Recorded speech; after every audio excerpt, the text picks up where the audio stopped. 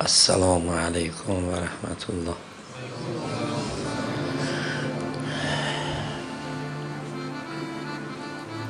اعوذ بالله من الشیطان الرجیم. بسم الله الرحمن الرحیم و به نستعین ولا حول ولا قوة الا بالله العلی العظیم. الحمد لله رب العالمین و صلی الله علی محمد و آله الطاهرین.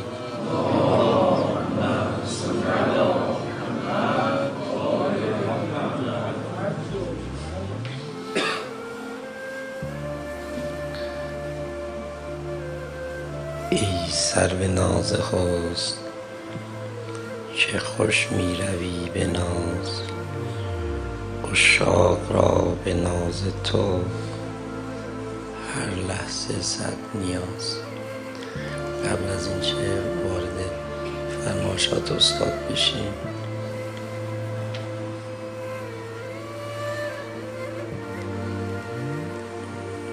حضرت باری تعالی به هر حال توی تمام ادعیه هم از دعای کمیل گرفته و دیگر ادعیه و مناجات ها این ناز پروردگار تا حتی بالاتر از ادعیه قرآن خیلی جاها ناز خدا رو مطرح میکنه. من